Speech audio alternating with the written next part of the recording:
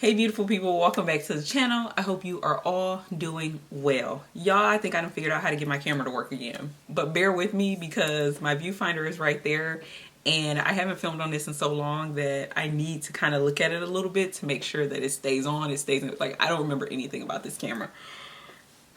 Okay, I'm feeling kind of nervous. But anyway, you saw the title, so I want to do the 10 books to get to know me. I think it's a tag, or it was a tag, but I wanted to do that. So these are 10 books you can use to get to know me as a reader, but we're also going to talk through like some things that they represent for me and like some good tropes and stuff like that they represent for me, so you can get to know me as a reader. So let's just go ahead and get into it. And I'm going to start with 2 of the books that I do not own. So, and I will put them on the screen. So the first book is The Pumpkin Spice Cafe by Lori Gilmore. Okay, so what does this represent for me? Number one, I love romance. And I'm not a purely romance reader, but I do love a good romance. And also, like, sometimes you're just in a mood for like a Hallmarky type of vibe, you know? And I feel like there's like, to me, there's like multiple branches of romance. And one of those branches is like the Hallmark cheesy kind of vibe. But as long as I know that that's what you are going into it, I'm okay with that. You know, do a good job, keep me into it. But as long as I know that that's what you are, you're the Hallmark type romance, I'm into it, you know? I'm into it. So that would be my first book. And then my second book would be To Have and to Hoax by Martha Waters. Have y'all read that? That is the first book in the, what is it called? The Regency Vows series. And I've read all of them. Y'all, this has seriously become one of my favorite book series ever. So what does this represent for me? Again, I'm loving I love romance. And then I've recently learned, like probably in the last like few years, that I love Regency romance as well, or just Regency stories. Like I really like that era of time. And then if you pair that, because I would say this series is more of like a Regency rom-com type romance. Like there's some drama, but it's much more lighthearted. Think Bridgerton light. But yeah, I'm into it. I love that series, and I would highly recommend the audiobook for it because you're going to get to meet all of these different characters, and I think something about the audiobook really makes them feel even more distinct, even more just real. So I would highly recommend the audio for that. Okay, those are the 2 that I do not own, and then this whole stack of books right here is all the ones that I do own. So let's talk about these. So, and these are in no particular order. The first one is Horrible Harry in Room 2B. I think this is the first book in this series, and this is a series for like young readers.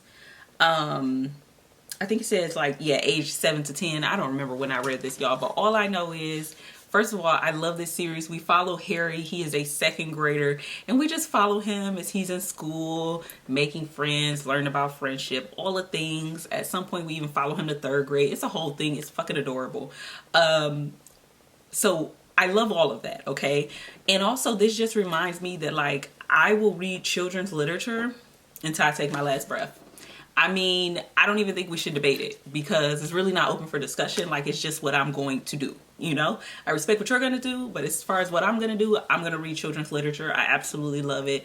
It just gives me such a, like, warm and cozy vibe. And I would definitely recommend the Horrible Harry series, or if you have a young child and you're trying to get them into reading, because, like, the pages, like, just to give you an idea, right? Like, it's not a lot of text on them, and then you do get some little pictures or whatever. Oh my gosh, y'all, I wish I owned this entire series. I have searched for this. I have not been able to find it yet. I found this one book randomly, and I don't even remember where, and I was like, my heart was like, so I have just this one.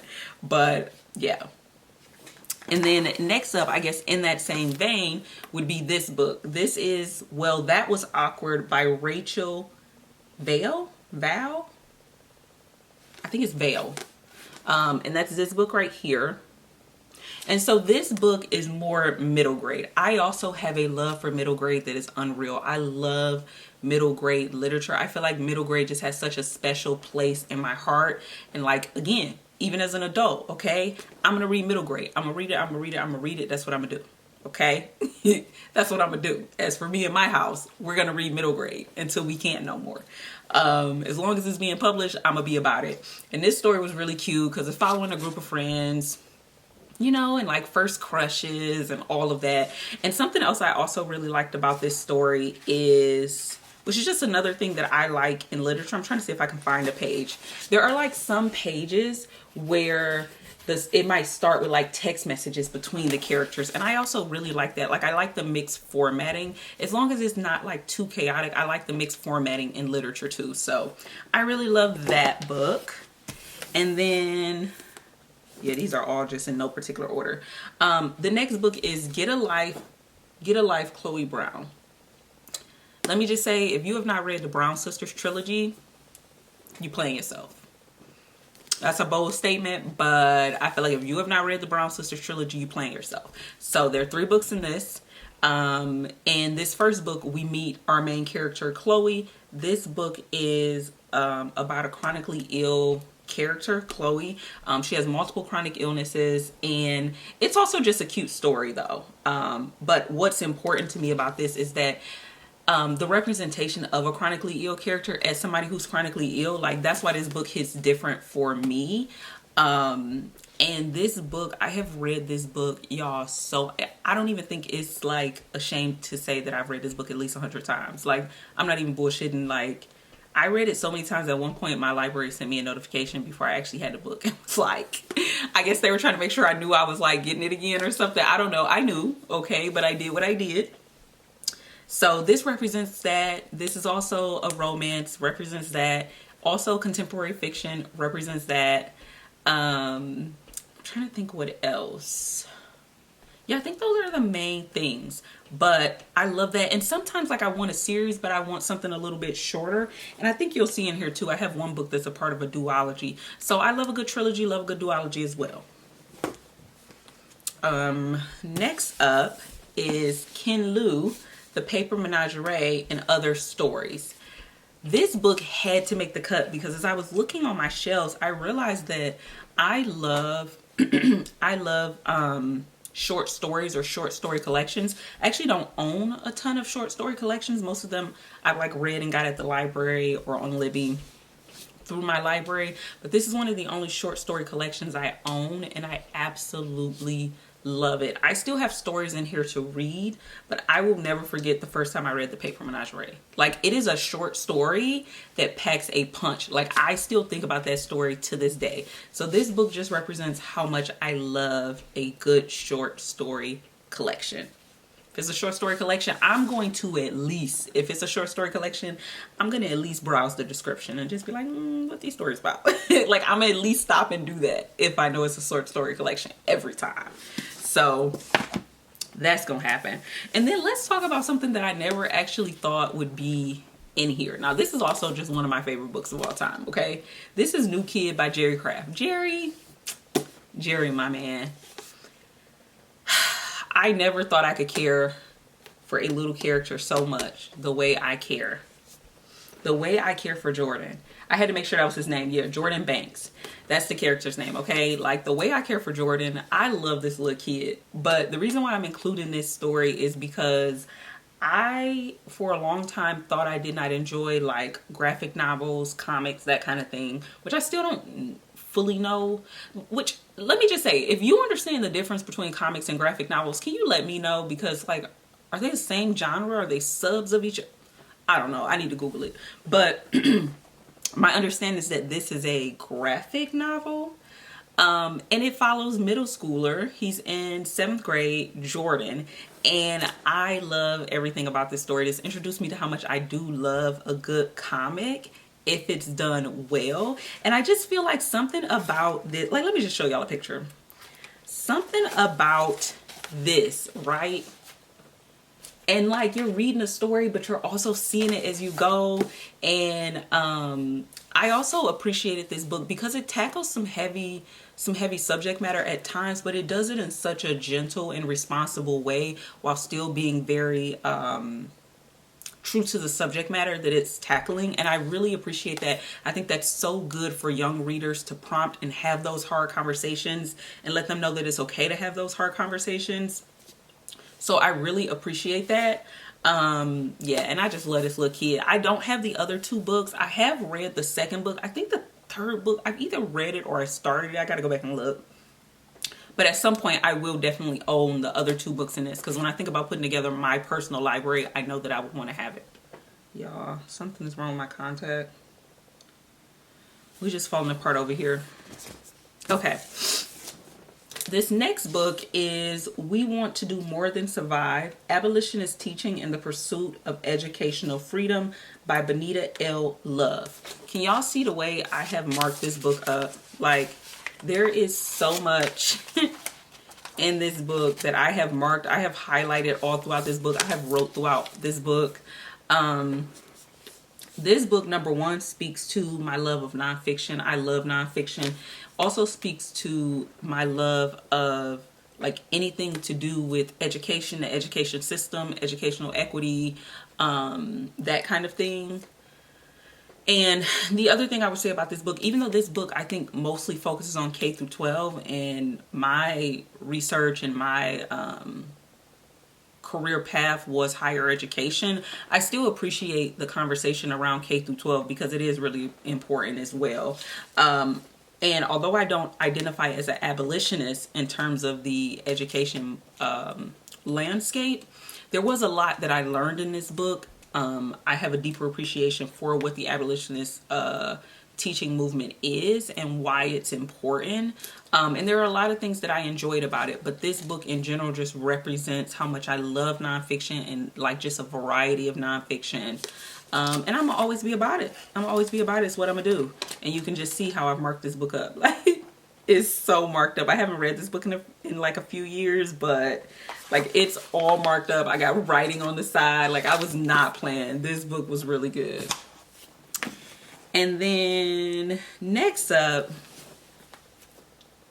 this book just gave me a warm and cozy vibe because it was either my first year on BookTube or my second year on BookTube that I found this series. So I would say out of all the books that I'm mentioning, this is one of the books that is in a longer series. So first of all, it's in this category for that reason. I love a longer series. You know, sometimes I want something shorter, but sometimes I want something longer. It just depends on my mood.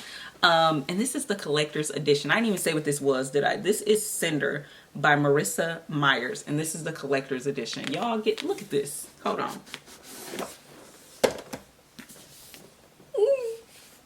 Oh, the pages aren't sprayed, but that's okay. They're still beautiful. Oh my gosh, it's so beautiful. So Cinder, I absolutely love this book. I love this book series. Like, I'm always ride for these characters. But this book also introduced me to how much I like, or reminded me how much I like retellings. I thoroughly enjoy a good retelling, and any retelling that focuses on Cinderella in particular, I'm gonna read it. I don't care how many there are, how many are available, how many Cinderella-esque movies come out. I'm gonna do it. I'm gonna do it. It's gonna happen. I love Cinderella. I love anything to do with Cinderella. I feel like young me just has a special place in her heart for Cinderella. I cannot fully explain it, but it's gonna happen and is what I'm gonna do. So it reminded me of that. It really reminded me of how much I like a retelling, because this is a retelling, of course, of Cinderella. This also has like sci-fi elements in it as well. And I really enjoyed that too. So I think that mix of those things, like it's fantasy, but it's also like sci-fi as well. And like learning about like different planets and different stuff like that, and how these planets work and stuff. Like, it was really, really good. So I really enjoyed that. I didn't want to pull out the whole series, but just this book to represent those things. There are probably even more that I'm like not thinking about right now, but those are the main things. Like when I saw this book, I was like, yes. So yeah, we're down to our very last two. And this next book, this is the only book on the list. This is Six of Crows by Leigh Bardugo. This got me hooked on Leigh Bardugo. I was like, wait a minute, Leigh, you out here writing like this? I was like, hold on now. So I need to circle back and see what else she's written recently. But this book, number one entry introduced me to how much, like I said, I love a good series, but there are times, you know, where it's like, okay, I don't want to be reading this for a whole year, like let's just wrap it up. And this is a duology, and I was like, oh my god, I really like duologies. Just like 1, 2, done. I really enjoy that. Also, this book deals with a robbery, like a heist, and I, for some reason, maybe in a past life, I was like a notorious robber or something. I have a thing about heists. If there's a robbery, if there is a heist, if you're doing some illegal shit, I want to know about it. I want to know about it. I want to read about it. I want to see what goes down. I want to see if you make it. I just do. And I love that. And this book also combines that with, we're following like this like group of outcasts. I don't know what I was about to call them, but this group of outcasts, right? And these characters come together. They're all from different walks of life and all this thing, right? And they're really outcasts in their society, or like troublemakers. And just like seeing them come together and like what they go through over the book. This book is jam-packed. Like if you want a book where you're like, I want to be in it from the beginning to the end, this is that book. Like, this is really that book. So I absolutely enjoyed it. Yeah, this is why I don't film at midnight. I absolutely enjoyed it, and I would still highly recommend this book, which I know this is an old BookTube favorite, but I would still recommend it. And then finally, it feels only right we end on this. So again, to just reinforce that I love nonfiction, it feels only right to introduce this book right here. There were so many different nonfiction books that I could pick up, but I was like, I'm going to go for this one as well. This is Face Paint, The Story of Makeup by Lisa Eldridge. Now, Lisa is actually a pretty popular beauty YouTuber on here. If you're watching my channel, you've probably seen her channel. Because my channel is pretty small, so I would be surprised if you came across the beauty community and came across my channel before her channel. But this book is literally that, The Story of Makeup. And she did, first of all, can we just appreciate this cover? Ah, are you kidding? Look at it. It's so pretty. And also look at this, y'all. It's so pretty. And I know that Lisa does have a couple, at least one video on her channel where she shows like her vintage makeup collection. I think is what she called it. But this book represents my love of nonfiction, and also, right, like my channel is really kind of a blend of like beauty, books, and a splash of lifestyle. And so I feel like this blends both my love of makeup and beauty and also my love of reading, and that just seems so fitting for my channel. So I wanted to talk about this book as well. Let me see if I can find another really pretty graphic to show y'all. Ooh, what was that? Oh yeah, look at sis. Hold on. Look at her. I mean, look at the skin. It's giving. What? So, all right, y'all. This video is probably super long anyway, so I'm gonna go ahead and go. I hope you enjoyed this video. I will see you in another video very soon.